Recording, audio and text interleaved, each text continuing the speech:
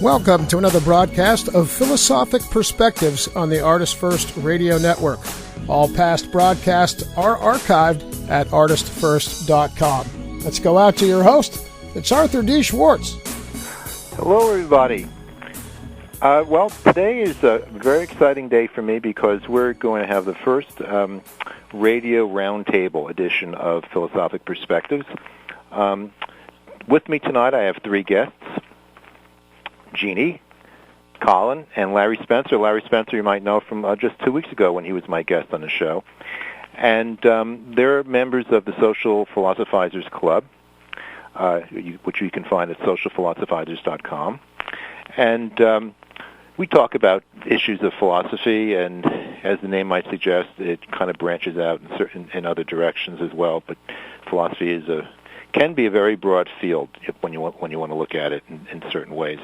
Now, today, to some degree, it's the case here because we're talking about existentialism, which is certainly philosophy, but we're combining it with something called the technological singularity, which some of you might be familiar with, and some not.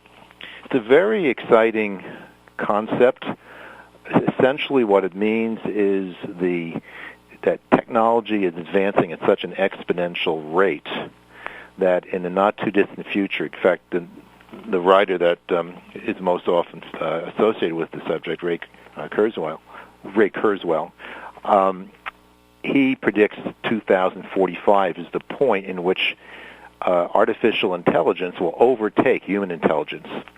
And then much like the singularity in physics, where you kind of go through the event horizon in the black hole, and once you pass through that, no one knows what comes next. In the technological singularity also, the question is what happens next, because once you cross that threshold, all predictions are sort of off. There's really no way to extrapolate because the idea would be machine intelligence overtakes human intelligence.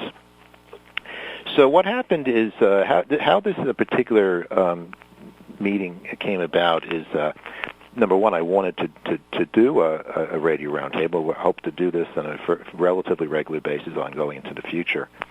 But the members, my three guests are members of two study groups that I organize as part of Social Philosophizers, the Existentialism study group, but also the Singularity study group, or Futurology, which I changed the name, but Singularity study group. And I wanted to sort of combine them, and that's what I did. And it's sort of like I think one of my friends here, I think, mentioned that when I commented in this regard, that it was sort of like a chemist putting two substances in a test tube, and it causes an extreme reaction. Because I didn't quite realize how cross-influencing, how interconnected the two subjects are, existentialism and the singularity, because in both cases, the philosophy has to do with change, social and technological change, and what it does to fundamental philosophical concepts, such as in existentialism, things like being or beingness, or authenticity, which has to do with freedom and the sense of being your true self and the freedom to be your true self. I'm just saying that in very general terms. And other issues, the meaningfulness or meaninglessness of life, and other areas. And so, in both cases, change in technology and social change creates an extremely interesting and profound questions about the future of humankind. And so that's what we're going to do. We're going to kind of talk about these two fascinating philosophies, existentialism and the new subject of the technological singularity and what it means for the future.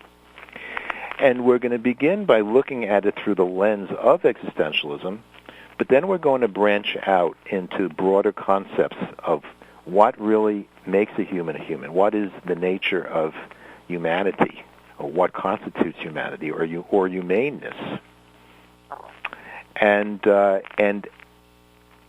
look at that in terms of what some people perceive as the threat of the singularity. Others look at the singularity as being a source of great hope.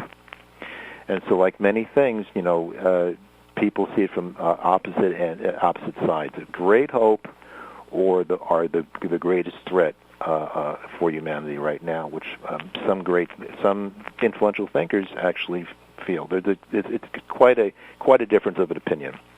Okay, so at this particular point in time, I'm going to open up to my guests, and actually, I think the way I'm going to do that is to talk about one of the major themes of existentialism, which is being or beingness. What does it mean to be? What is it meant for a human being to be? What is being a human being? And how that might impinge or might relate to the different factors that enter into existentialism and into the questions of the technological singularity. Anyone have any thoughts about that? Well, I can begin. This is Jeannie. So in existentialism, the classic definition is existence precedes essence, or being, if you want to call existence being.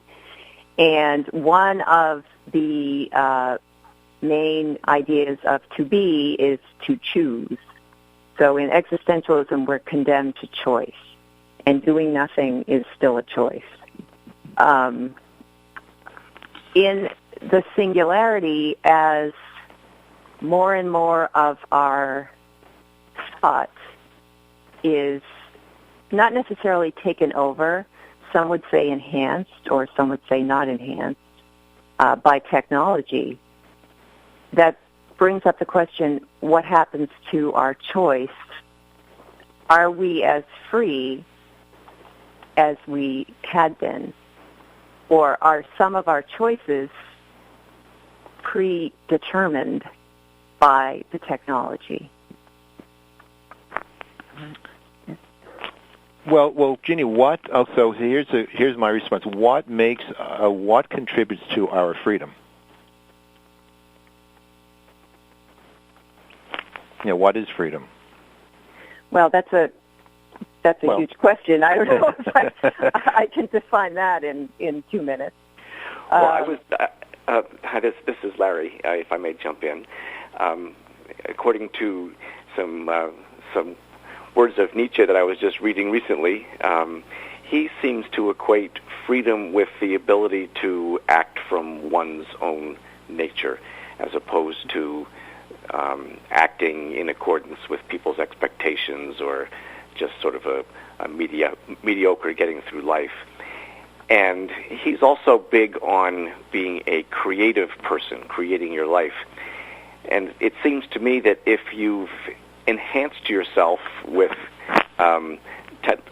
technology, with the capabilities that Kurzweil and others are predicting with the singularity, that you have certainly created something. Now, maybe you could make a case that it's possible that it would run amok, but you've certainly created something, and if who you are is someone who embraces the singularity and this sort of transhuman enhancement, maybe you're being your authentic self. Well, see, I might jump in here. This is Colin.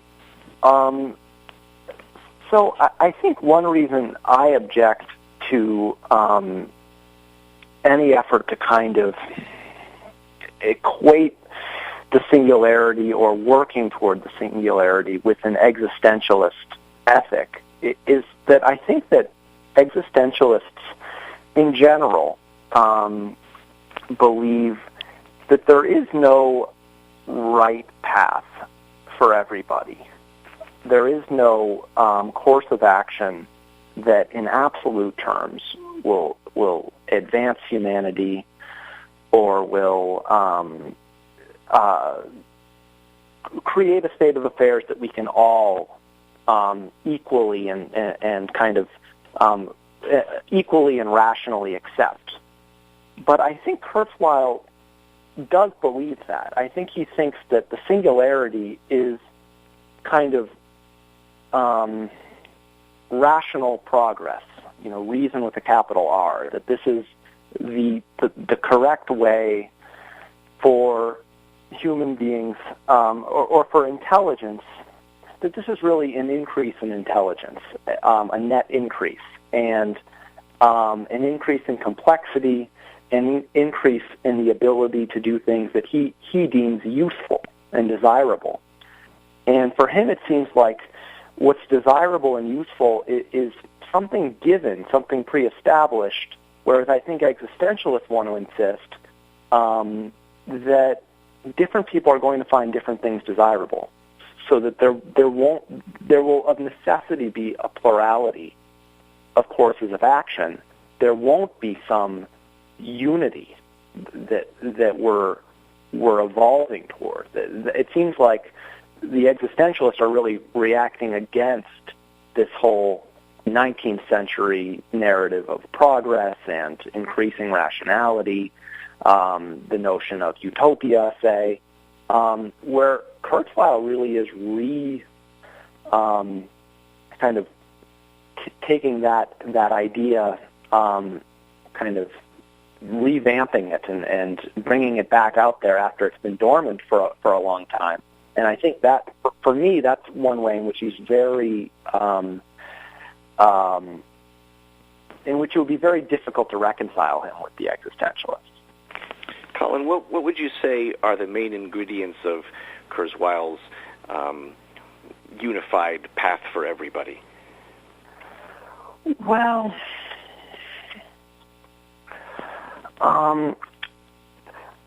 he certainly believes that there is some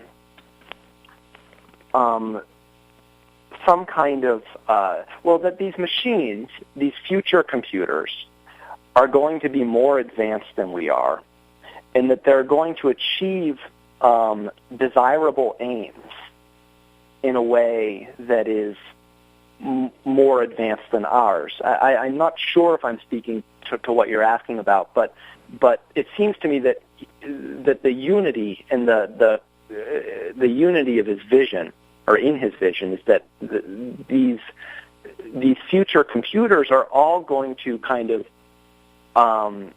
be on the same page in terms of bringing about some state of affairs that's valuable, that's desirable. But he doesn't question how we determine what desirability is. It seems like for him, it's just a given that we know what is useful and what isn't useful, what's desirable and what isn't desirable, and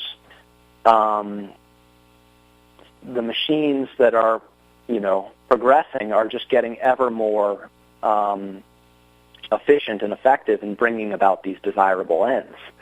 But it seems like a good existentialist would say, we can never come to total agreement about what the desirable ends are, because we have different ways of making meaning from experience. So we aren't going to all be on the same page in terms of there couldn't be that kind of a unity. Certainly one thing that would maybe contribute at first glance to this kind of unity is that the machines will be communicating with each other and maybe making plans as a group, but which is, of course, pure speculation, as all of this is. But I think about the effect of the Internet, which is something along those lines that we have today, and even with all of the dissemination of knowledge, and you would think that it would tend to make the world uniform, what we're observing, I think, is, if anything, the balkanization of the world, because people can go into their own little bubbles on the Internet and so on and hear what they want to hear. So I'm not sure that it follows that just because technology is pervasive and communicates with itself, as it were, that we're all going to end up being the same. And another analogy that comes to my mind is in the beginning of the 20th century, when automobiles were coming on the scene, it might have been easy for people to say, I don't know if they did, but it would have been easy for them to say, oh, this is the age of machines coming upon us. It's going to turn us into, everybody's going to be all the same. We'll be all industrialized, and we won't have the individual characteristics of our small towns and so on. And if you look at how that technology of transportation is actually being used, I bet there's more variety between different breeds of automobiles than there were between different breeds of horses. Well, I want to, I want to look at the question of freedom, where this started, and I'll tell you, on one level, I can see where Colin. I totally agree with Colin, because existentialism is about freedom. It's an extremely individualistic philosophy. It's about each human being deciding for himself what his life, what his authenticity is, what his life, the meaning of his life is, and trying to make decisions accordingly.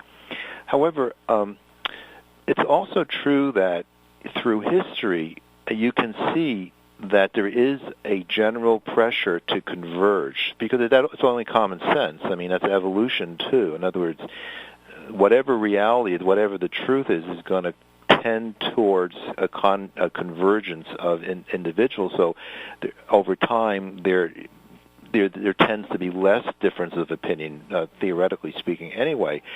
So in the singularity, however, you have, and I'm not sure that the Internet's a good example, because you pointed out how that it creates freedom. But if the machines were sort of going to take over decision making, and even on the Internet, you see how I think I read somewhere that what you see is being controlled by your past history, and there's all kinds of things going on that what looks like a great amount of choice actually is being predetermined by the by the marketing behind the screen, behind the scenes, and so the question I have is, however, advancing knowledge, which tends to bring people together. I mean, that as we know knowledge, which means as knowledge increases, there's less difference of opinion about certain things. So therefore, there tends to be convergence.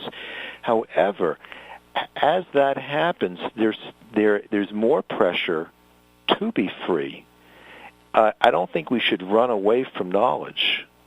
So I don't think we want to prevent truth, if you want to call it that, knowledge to get in the way of our freedom. The question is, how do you remain free when so much knowledge is being sort of crafted and it's out of your hands because it's becoming more of a machine process? And so I think there can be freedom, but it'll be a different kind of a freedom. It's a more difficult freedom. So in that sense, I can see the singularity being an opportunity, but also one of great struggle, because I think people have to continue to strive for freedom, but I think it might be more difficult in a post-singularity age. I think part of human nature is sometimes to act against your best interest, unfortunately or fortunately. But I would agree with you, Arthur, that if something, a machine, is telling people or an individual, this is your best interest, there's going to be rebellion. Humans are naturally rebel against being told what to do and what's best for them.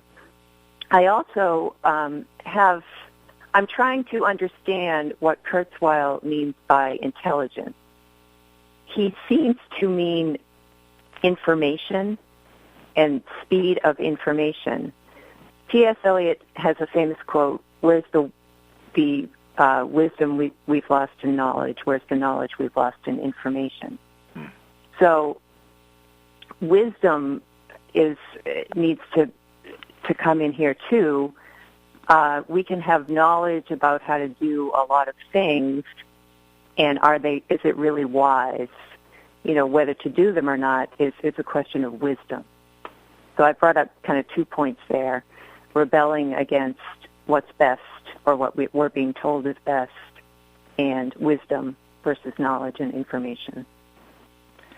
I recently heard a lawyer say that the legal profession is changing a great deal because machines are now more effective at combing through past cases and telling a client whether he should settle in this case or pursue the lawsuit or make other decisions. And this person I was speaking with said that in the future, probably human lawyers are going to really take on the role of helping people to emotionally get past themselves so that they can make those optimal choices, make what you were talking about, Jeannie, the wise choice, and maybe follow the instructions of the machines. Well, I think siding with the existentialists somewhat, just to keep that dialogue going. I mean, I think, and I can't speak for all existentialists, but I think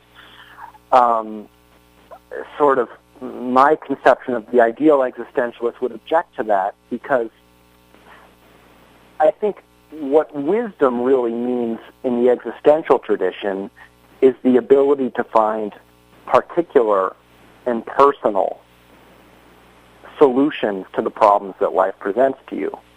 And because those solutions are personal and particular, they can't be automatically prescribed by some external entity. And I think that's where wisdom needs to come in for an existentialist, and where, the decision-making that comes with freedom just can't be reconciled to some kind of, external machinery.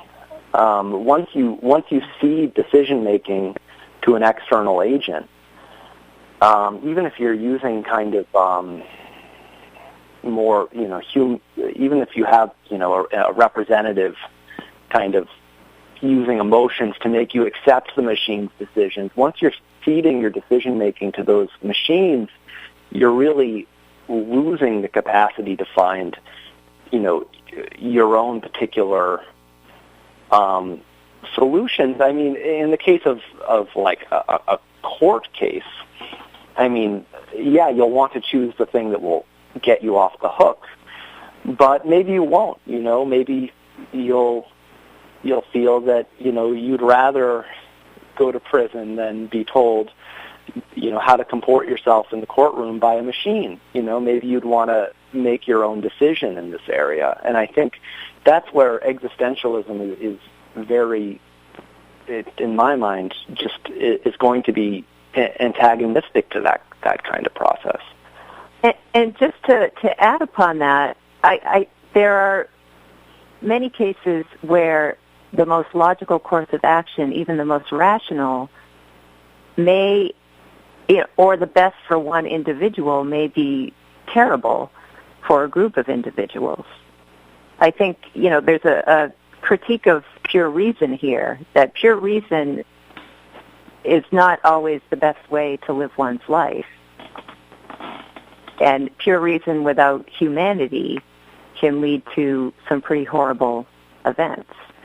Now, I think Kurzweil would say that the machines maybe can have emotion, although from what I can see, he does talk about replicating everything the human brain can do, so emotion, I guess, would come in at some point, but it seems that is lagging behind the logical part. Yeah, I mean, I think you made a really good point there, because in my mind, this is one of the points I want to get to before the show closes, is the nature of the humanity. In other words, what are we trying to do? I mean, I love some of the existential writing. I love freedom, but do you want to be free at the expense of truth? So what matters most? I agree that the machines don't, in my view, maybe someday in the future, not in the short term that Kurzweil is talking about. Just another 20, 30 years. That's when he pinpoints when the singularity will take place in 2045. But it's not about being a machine or being human or being an existentialist or being a singularitarian. It's about a higher state of being. And so I think if the machine does not have humanity, that's not a higher state. The question becomes, going further into the future, when the machines do take on what might arguably be called humanity, maybe they're conscious or not, then do we reject them because we have a sense that they're machines, they're not human? Well, what if the machines can become more free, or if they can do things for us that we can't do for ourselves? Does it make it bad simply because they're not us, or they're not the way we are now presently as constituted as human beings? I think it will be very difficult not to treat them as human, or at least as conscious entities. You look at even the robot toys that are being made in Japan now, and people get very attached to these little things. And can you imagine what it would be like if you had something that really had some intelligence? Or that could be made to look like a human. Yeah. Well, right, but the thing there is you might be actually, you're using that as a kind of example of the humanness of the machines, but that actually is an example of its fraudulency. In other words, the little robot toys that the Japanese kids are getting attached to, I mean, they might be cute and all that, but they're not really human at all. No, but my point was that if even such far from human robots as those can draw us in to the point where we treat them as human and talk to them and think of them as beings which have emotions, even though we know full well they don't, can you imagine what it's going to be like when those are exponentially improved? Well, I don't know. I think, I'll tell you what, I'll put it this way. Think of a robot that we see on science fiction. They look just like human beings. You can't tell the difference. But there is one way you know, because in their back, there's this little compartment that can open up, and you can throw the switch, and it just stops. Mm-hmm. So, if I if I had a friend who was a robot. And I don't know, maybe some of my friends are robots. And they demonstrate how they can just, they say, can you please just open up the little door in the back of my back, and you can just flip the switch, and you'll see what happens, and boom, they're gone. I might not really. I think it might affect the way I look at them. I mean, I would still love that robot, but I would realize that what I call consciousness, what I call life, I won't even use the word life, what I call consciousness, and the things that involve consciousness, such as love, genuine caring, genuine, affection, that type of thing. I would see that this robot just probably doesn't have that. Even though it's a great emulation, that demonstration of just throwing the switch and it's gone would tell me something. Even if it, and I tell you what, even if it did have consciousness, there's really no fear of death because you're going to flip it back and forth, on and off. So you basically would have eliminated the death factor, which is, let's face it, a big part of life. If you know the robot. Arthur, yeah, can I talk about that a little? Because that's something I was thinking of. In reading an interview with Kurzweil, he mentions radical life extension, also eventually that we won't die because we will be able to replicate all our organs, all our parts, and eventually our brains, or be able to put our brain into a better machine. Right. So that brings up another big question of existentialism. If death goes away and we can live forever as ourselves, I mean, this brings up a whole host of questions, but first of all, we have forever to find our purpose in life, to find our meaning, to give our life a meaning. So there's no immediacy to this. Secondly, what about reproduction? If everybody's going to live forever, there's really no need to reproduce. In fact, reproducing would be bad because we would have too many people on the planet. Right. I want to interject right there.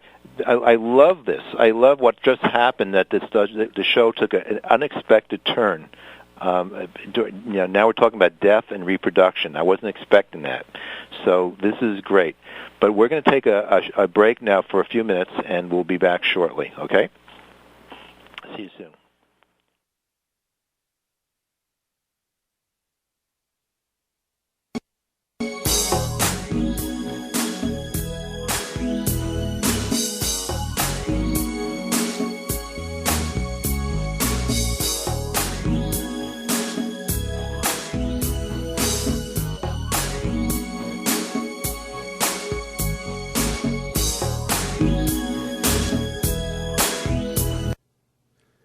Are you a person who enjoys intellectual social interaction and finds digging deeper into the nature of things, from big issues to everyday life, an important part of the pleasure of life?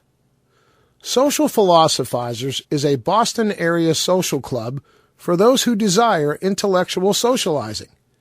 It's a club for both singles and non-singles, and for anyone who finds intellectually mingling to be the best form of social mingling.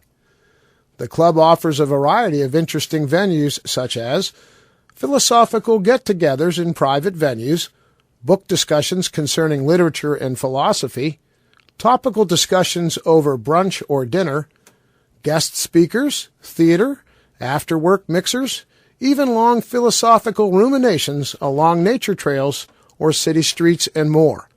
If you live in the greater Boston area or occasionally spend time in the area, you can choose a cost-effective membership level that's right for you.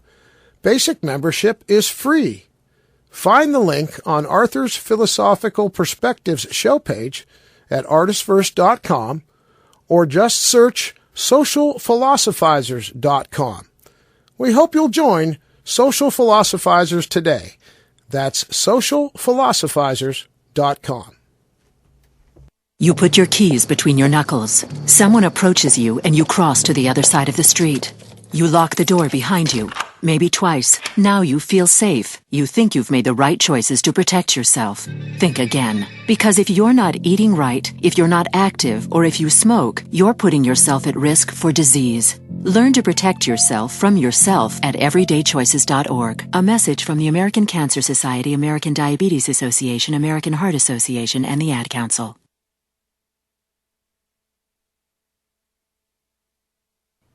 In Ethical Empowerment, Virtue Beyond the Paradigms, Arthur D. Schwartz presents an ethical theory that is a framework for evaluating moral conundrums that go beyond legalistic rulemaking, dogmatism, and preconditioned thinking.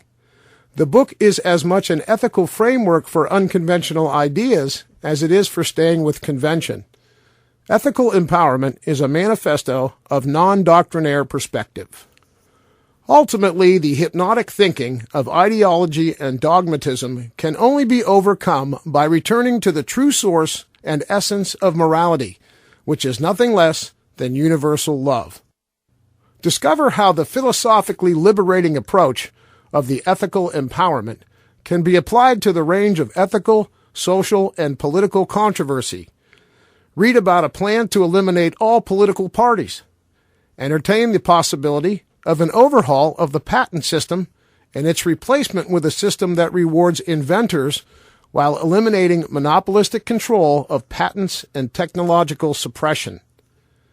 Many other transformative ideas are discussed in the book, including issues related to the monetary system, real estate, scientific paradigms, and a rational approach to conspiracy theory.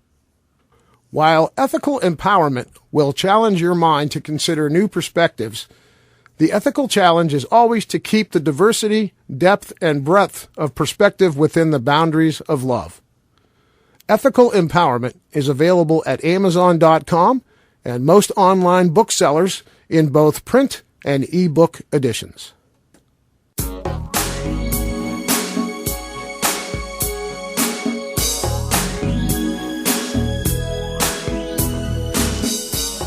You are listening to Philosophic Perspectives on the Artist First Radio Network. Let's get back to your host. It's Arthur D. Schwartz. Thank you, Scott. Well, we're back, and as I was commenting before the break, it took really a surprising turn. I wasn't expecting it to go that way. Talking about death and being able to live on almost indefinitely into the future. And this does kind of open the door. I'm not sure, I'm a firm believer in all the groups that I run in conversation. I kind of love the sort of free-flowing way and to let conversations go in different directions that makes it a surprise for the participants. And so I love that. Sometimes I think I'm too unstructured, so it kind of goes in multiple directions and it gets a little bit out of control. And so on that note, I think we might, for the balance of the show, might get into some of the issues that are more singularity than existential, or more part of the singularity discussion as opposed to existentialism, or perhaps not. But we probably want to keep it relatively narrow because some of these concepts of the future, so for example, can we live forever? It's probably a little bit beyond our current scope right now. I want to throw something in, however, that may or may not be used by my guests as a something that is worth using as a kind of parallel bar to look at things. So my view, as most of you probably know, is I look at ethics as guided by love. That's my idea of ethics. That morality is basically it's universal love, and ethics is about trying to figure out what that means. And so if ethics is about love, and I'm sure many people would agree with me, not all, obviously. Does that help us moderate these questions? Because whether there's a singularity or not a singularity, whether we die or don't die, and whatever question you throw at it, can it be or do we stop becoming human if part of us are we're androids and we have technology embedded into we have nanobots circling around our body. We're just basically half machine and half biological, half non-biological, and yet the question is under love is if it is better, if it's more loving than not, is that enough justification to move in that direction? Okay, that's just my stab at it. You folks can pick that up or not. So during the break, we were talking about the futuristic nature of some of these concepts. So I want any one of you just to take the ball and start running with it. Hopefully. The futuristic nature of which concepts, Arthur? You're talking about death, or? Well, yeah, at the break, before the break, and then during the break when we were chatting while the commercials were going on, we were talking about things such as the abolition of death and what would that mean to philosophy, for example? I mean, all concepts basically. It's a brave new world, to put it mildly, if that should happen. Well, I guess something. Oh, go ahead, Gene. So yeah, it's Colin. I'd like to just put something forward there that interests me. I mean, I think like Kurzweil seems to think that we are basically physical beings, right? And that the physical world is coming increasingly under our control. And soon it will be, it seems, totally, well, our control, technological control. And soon it will be essentially totally in technological control. It seems then that if we can entirely understand our physical makeup and entirely control it, I think Kurzweil thinks the problems that we associate with, say, the loss, the end of death, or the end of romantic love, that these things don't come up anymore because we need only understand, the physiology of, for example, okay, what's the purpose of, sexual desire if we don't have to reproduce anymore, if we're not dying anymore, there's no need to perpetuate the human race. Well, I think Kurzweil might say, we want sexual desire, it's pleasurable to us, and if we can understand our physical makeup, let's just replicate, and, let's program ourselves to experience the neurochemical experience of love or romance whenever we want, right? And it's simply for our own pleasure and indulgence, and we can have it whenever we want. And it goes with any other sensation. How do we feel about life without death looming over us? Say, you could ask, where do we get our value of human life if death isn't a possibility? Well, we figure out what the neurology of human life, of value for human life is, of reverence for life, and we program that. And so whatever mental experience is desirable, we can just have, insofar as the physical world is seamlessly under our control. And so I think for Kurzweil, the kinds of issues that we might raise are issues that we're raising from a very limited kind of contemporary human perspective that will just be totally blown out of the water, essentially. Yeah, it's interesting because I also read that, he thinks that eventually we will not have to eat to get nutrition. We'll be able to, get nutrition through another means, and we will just eat for pleasure.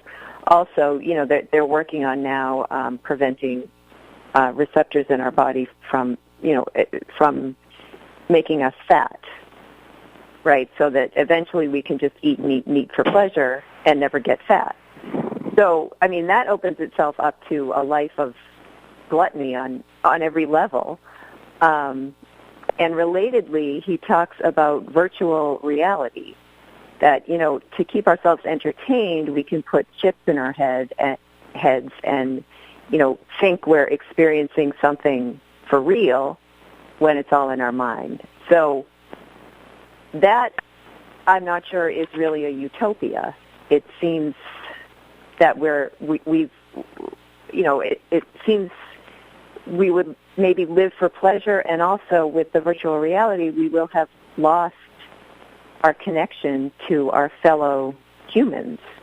What need is there to go try to have fun with other humans when we can actually think we're having fun with other humans, but really be sitting by ourselves in a room?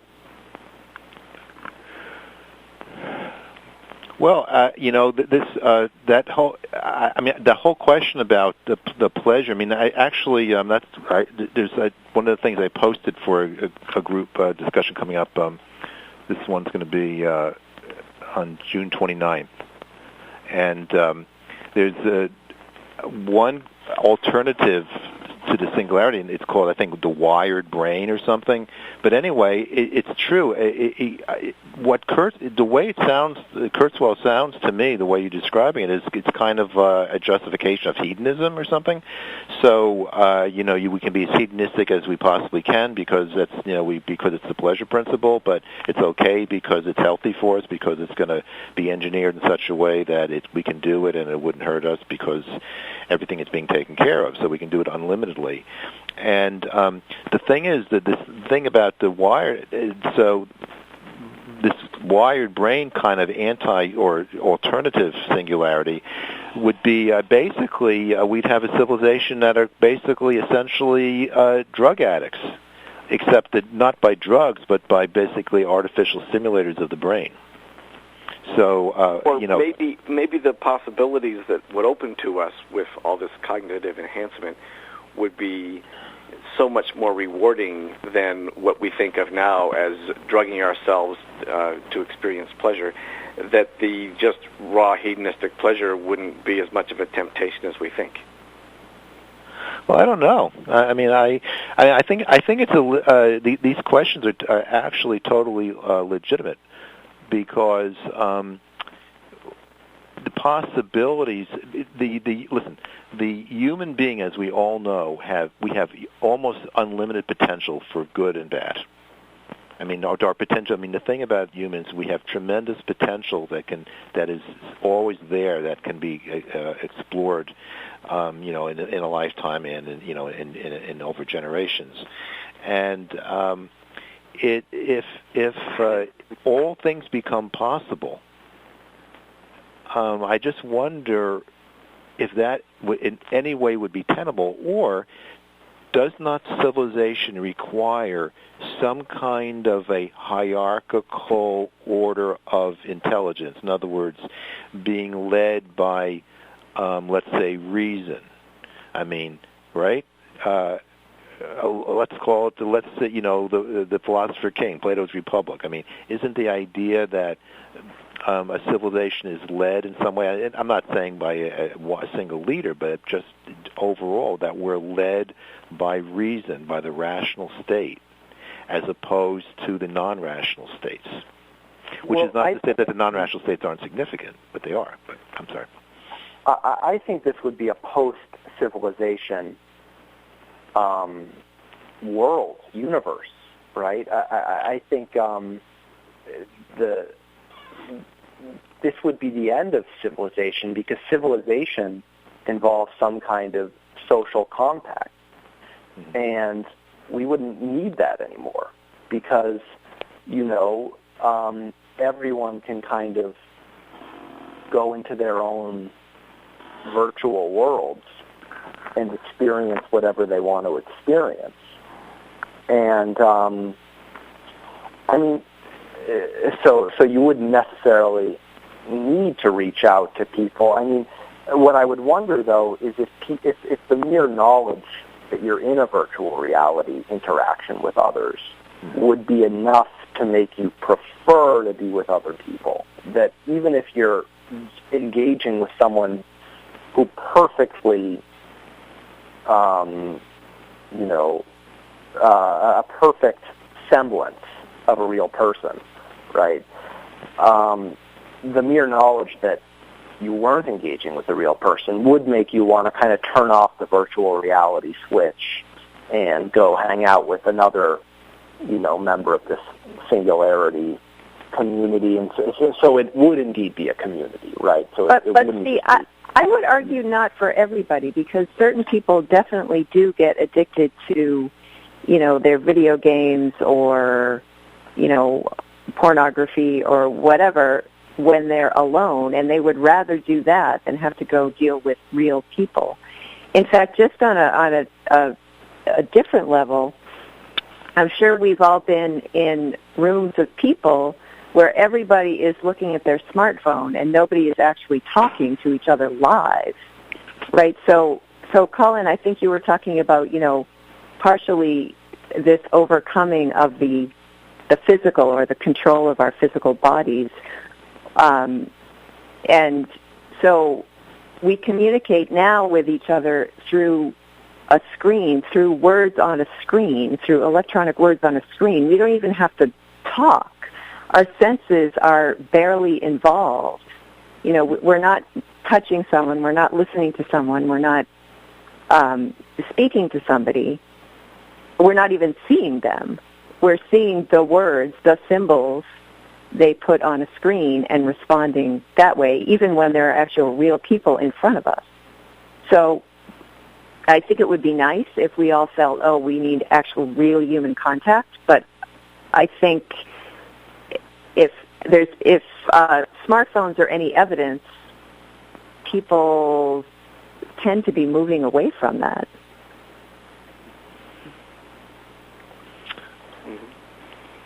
Well, I mean, that's true, but isn't it also true that just by using a smartphone, I mean, with texting and all this stuff, isn't it also true that it's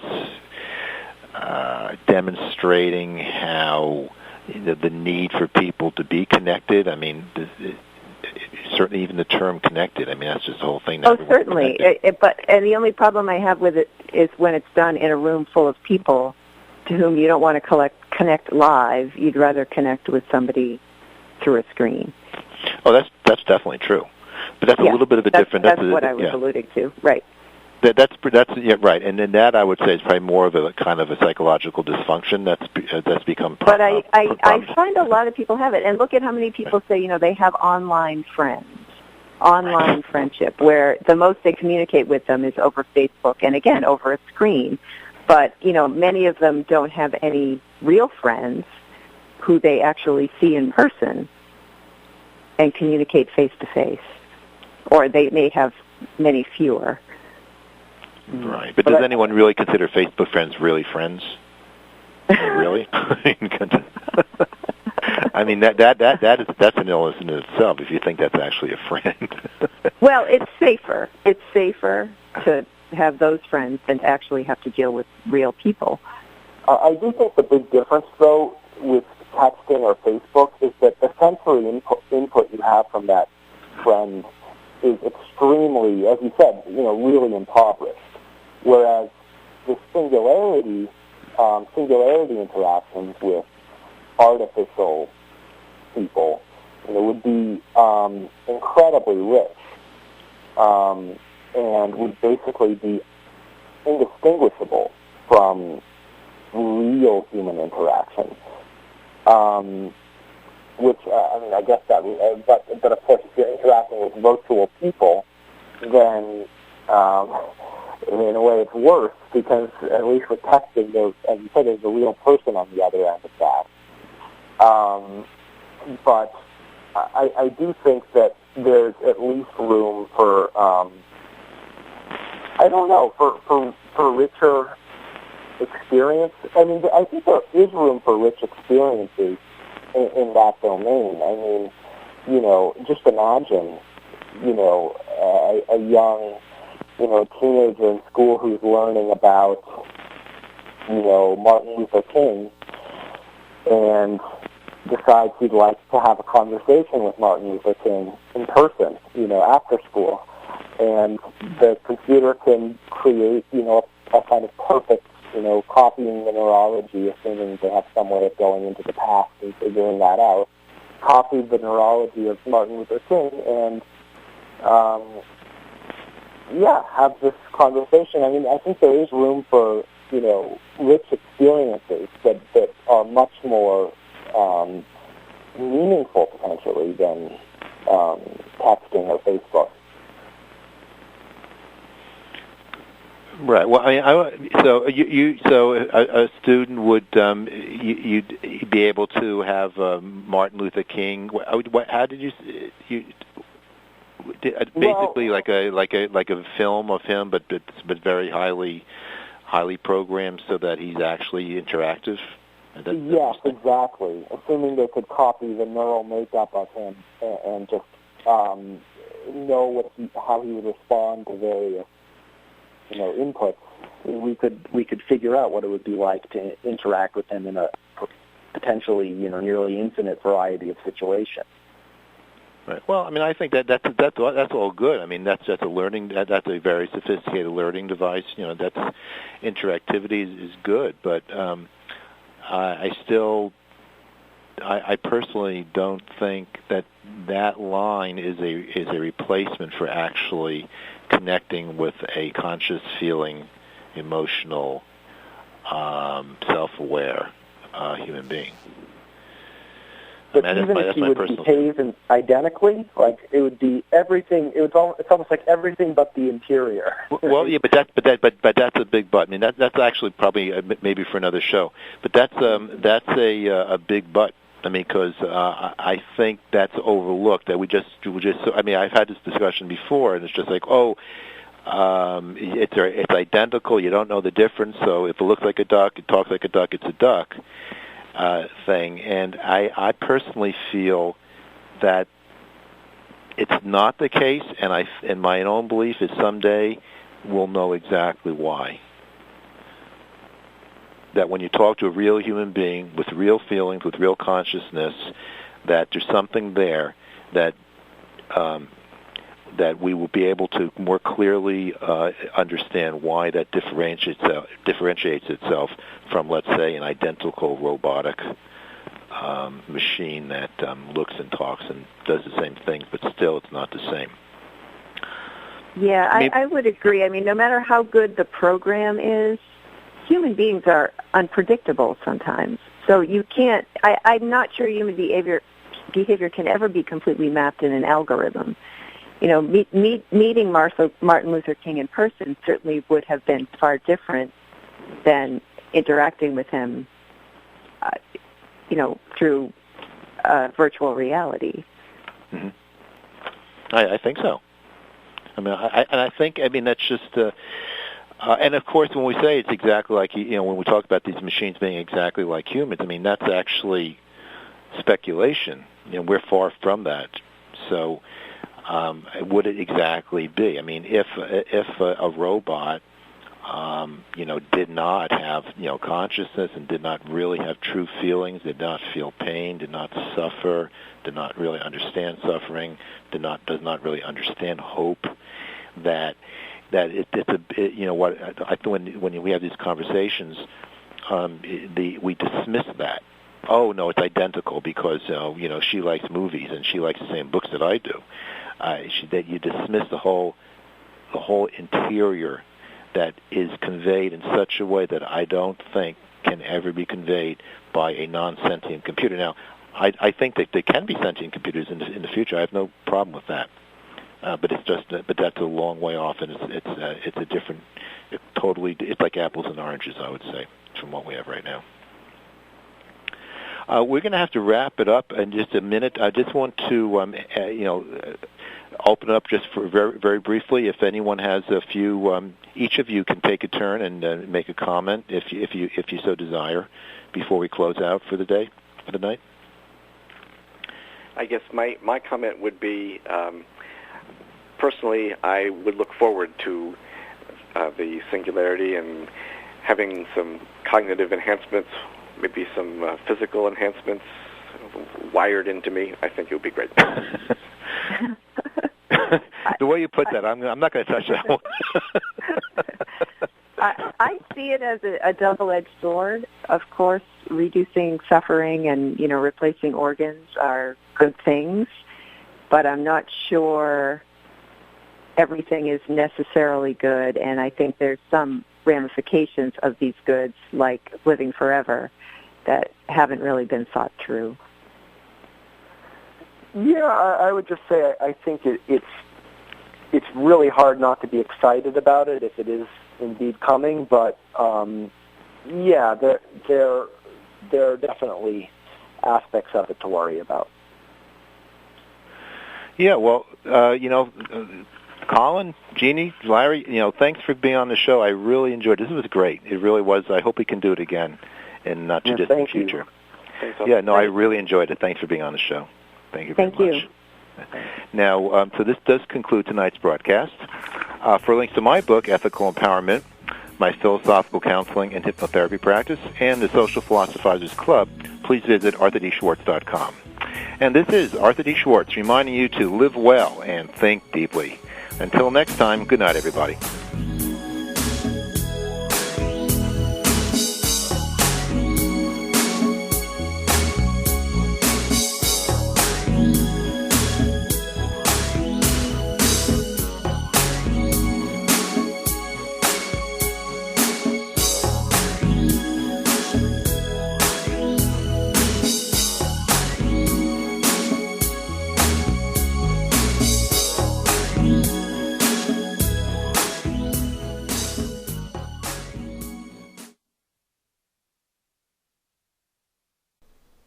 This is Arthur D. Schwartz.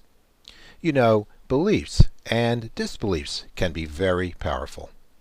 Much like philosophy, hypnotism is concerned with belief. Hypnotherapy, a practical application of hypnotism, may largely be described as the practice of removing false beliefs that form mental blocks to success, happiness, and well-being. In my hypnotherapy and philosophical counseling practice, I combine my work in philosophy with hypnotism in order to clear mental blockages that can occur on both conscious and subconscious levels. A mental block may be conscious or subconscious and can be expressed, for example, in the form of anxiety, low self-esteem or low motivation, bad habits, tobacco habits, weight gain, low performance, and much more. If you are interested in using hypnosis and the power of the mind to overcome mental blocks and barriers that have emerged in your life, please feel free to give me a call at 617-964-4800 or visit www.integralhypnosis.com. That's INTEGRAL hypnosis.com.